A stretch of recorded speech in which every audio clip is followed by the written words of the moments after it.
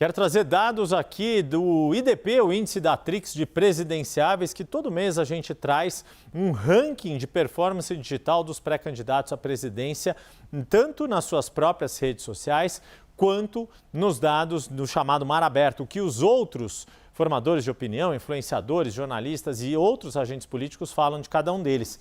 E tem, para quem acompanha a gente toda semana, já percebeu que a notícia está aqui, mudança na liderança do pódio. Pela primeira vez neste ano de 2026, é o presidente Luiz Inácio Lula da Silva quem termina o balanço mensal à frente. Não é Flávio Bolsonaro, que desde que anunciou a sua pré-campanha, ainda no ano passado, vinha liderando este ranking. As demais posições, sem mudança nas posições, segue Renan Santos do Missão como o terceiro colocado, Romeu Zema e Ronaldo Caiado, embora Zema tenha tido uma expressiva queda ali na sua performance. Para entender isso aqui não é percentual, isso aqui é um índice que vai de menos 100 a mais 100, menos 100 é quando tudo está um desastre no ambiente digital para um pré-candidato, 100 pontos positivos seria tudo perfeito. Todo mundo só falando bem daquele candidato. E o que aconteceu no mês de maio para esta inversão de posições? É isso que você está lembrando na sua mente, e claro que a gente está citando aqui também na nossa tarja. Flávio Bolsonaro, no meio do mês de maio, no dia 13, foi abatido pela divulgação de mensagens que ele trocou com o ex-banqueiro Daniel Vorcaro, ex-proprietário do Banco Master, a respeito do financiamento da cinebiografia de Jair Bolsonaro. A divulgação daquelas mensagens com áudio, pedido de dinheiro, toda a forma como o senador tentou explicar este vínculo com Daniel Vorcaro, isso provocou uma queda vertiginosa na performance de Flávio Bolsonaro. E o que me destaca o CEO da Datrix, João Paulo Castro, é que não foi só neste ambiente do que os outros falam de Flávio Bolsonaro, no chamado Mar Aberto. Nas próprias redes de Flávio Bolsonaro também houve queda de desempenho. O que significa isso? Ele não perdeu seguidores, mas os seus seguidores ficaram sem discurso. Se engajaram menos no perfil de Flávio Bolsonaro e compartilharam menos informações e conteúdos a respeito do pré-candidato do PL. Pouco antes disso, Lula havia tido, de certa forma, um gol que foi a ida até os Estados Unidos, encontrar-se em reunião com Donald Trump na Casa Branca, poder fazer uma ampla divulgação disso, que gerou um noticiário positivo ao governo diante daquela reunião, da divulgação daquela foto, de tudo que Lula pôde falar a respeito daquela viagem. Mas esta mudança de pódio não teria ocorrido sem o caso Master.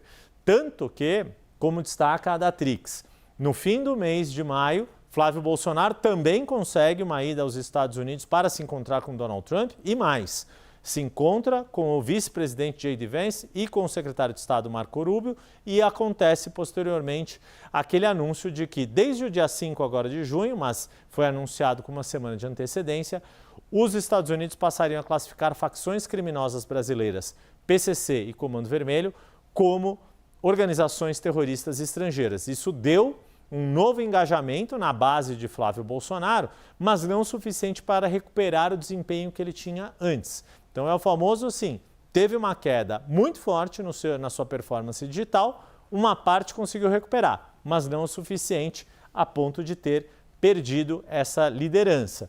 Então, como o João Paulo Castro define, é como se Lula tivesse marcado um gol jogando parado, quase como se a bola tivesse batido nele e entrado, a bola, no caso, que entrou contra o gol de Flávio Bolsonaro com a revelação daquelas mensagens a respeito do caso Master. E diante das várias reações que ocorreram nos demais candidatos da direita em função deste caso, lembrando, Renan Santos bateu em Flávio Bolsonaro, Romeu Zema começou batendo em Flávio Bolsonaro, depois modulou o discurso. Ronaldo Caiado foi quem procurou manter mais distância do envolvimento de Flávio com Daniel Vorcaro. Isso acaba provocando ruído, acaba provocando debate, atrito dentro das redes sociais. E com isso, na medição qualitativa desse índice, eles também acabaram perdendo um pouco de desempenho. Isso aqui é suficiente? Não, não é. A ver como vai se dar o desempenho de todos eles nesse mês de junho. E aí é importante fazer a ressalva. Como isso aqui é o balanço do mês de maio, ainda não está calculado aqui, computado, monitorado nesse índice aqui, o efeito do anúncio do governo norte-americano de potenciais novas tarifas contra produtos brasileiros exportados para os Estados Unidos.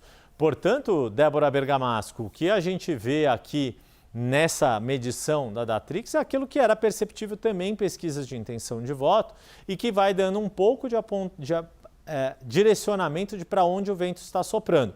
Flávio Bolsonaro, sim, teve uma crise de imagem inegável, tem um desafio de recuperar o campo perdido numa disputa muito acirrada com o presidente Lula neste momento. A questão é como os demais candidatos do campo de oposição podem aproveitar, surfar esse momento ou não. Ou se isso vai levar a tamanha divisão dentro do campo da direita que vai beneficiar o campo oposto do governo e o quanto Flávio Bolsonaro tem ainda de caminho a ser trilhado para recuperar. Uma parte do prejuízo sofrido ele conseguiu recuperar com a ida aos Estados Unidos e a classificação das facções criminosas brasileiras como terroristas, Débora.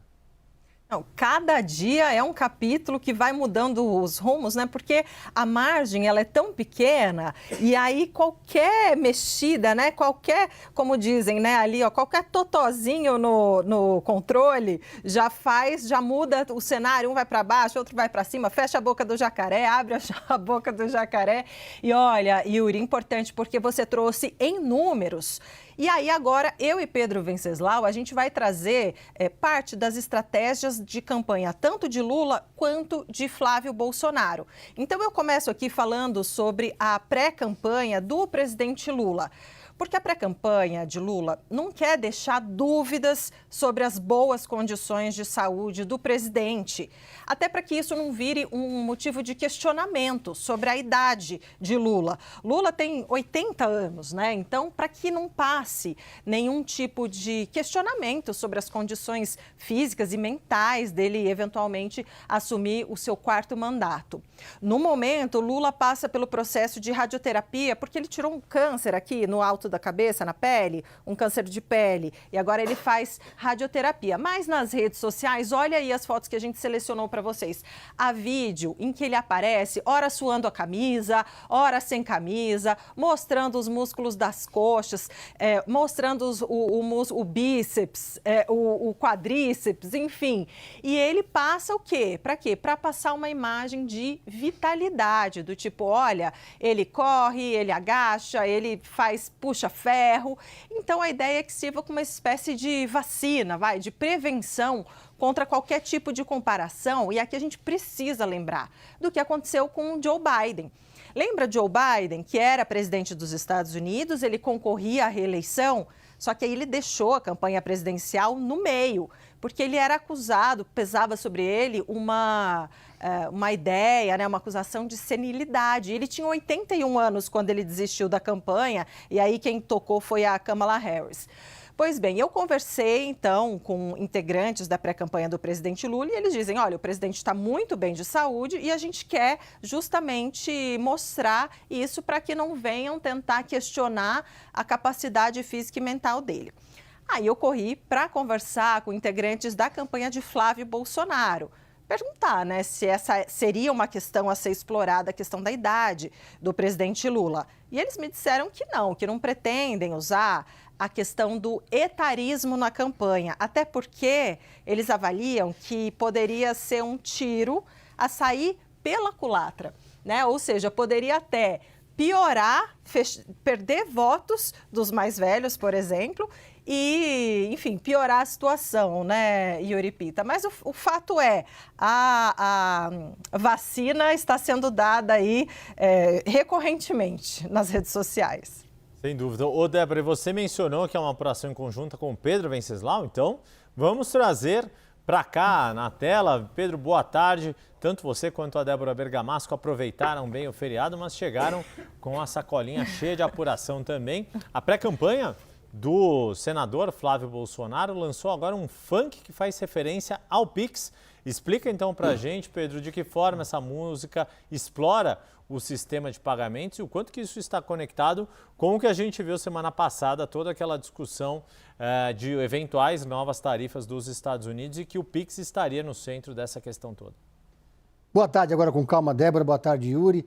Justamente, a pré-campanha do senador Flávio Bolsonaro acusou o golpe, porque na semana passada o presidente Donald Trump resolveu postar aquela imagem do encontro entre ele e Flávio Bolsonaro um dia depois de anunciar as novas tarifas ao Brasil, que veio com algumas ameaças ao Pix. O Pix foi mencionado diversas vezes naquele relatório feito pelos Estados Unidos. Há uma ameaça, segundo o governo brasileiro, real a esse sistema de pagamento criado pelo Banco Central e que causa uma certa ameaça a bancos que operam nos Estados Unidos, que dizem que estão sofrendo uma concorrência desigual com o Brasil.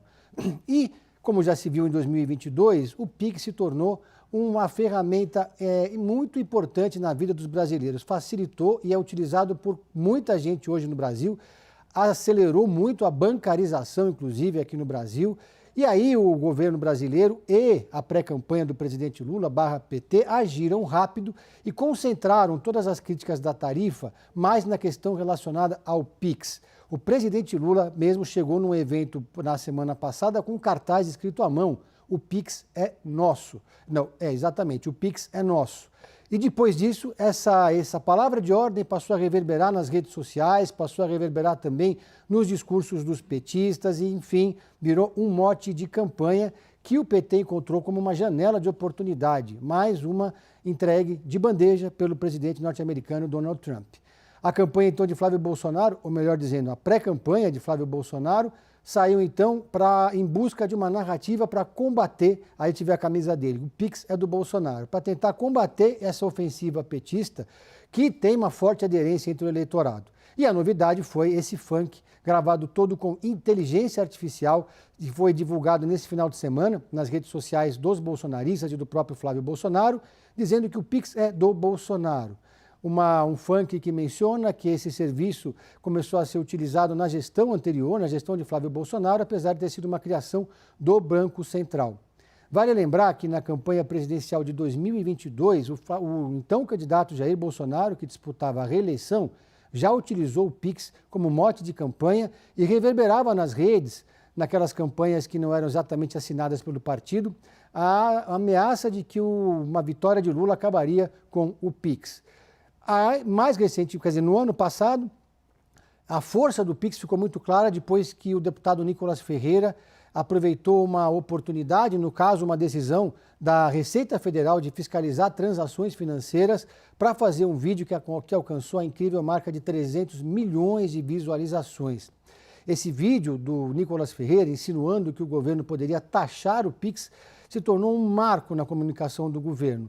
A resposta do Sidônio Palmeira, secretário de comunicação do governo, responsável pelo marketing, um marqueteiro oficial do governo, foi de que não era possível manter essa decisão do Banco Central, na verdade da Receita Federal, que era preciso recuar porque já não havia mais como controlar essa narrativa que tinha ganhado tamanha proporção que abalou fortemente o índice de aprovação do governo e a popularidade do presidente Lula. Esse recuo do governo mostrou a força que tem o discurso relacionado ao Pix. Portanto, nesse momento, Flávio Bolsonaro, na defensiva, lança essa campanha tentando uma vacina em defesa do Pix, dizendo que essa foi uma iniciativa criada pela gestão do pai dele, mas, na verdade, foi uma iniciativa do Banco Central na gestão anterior.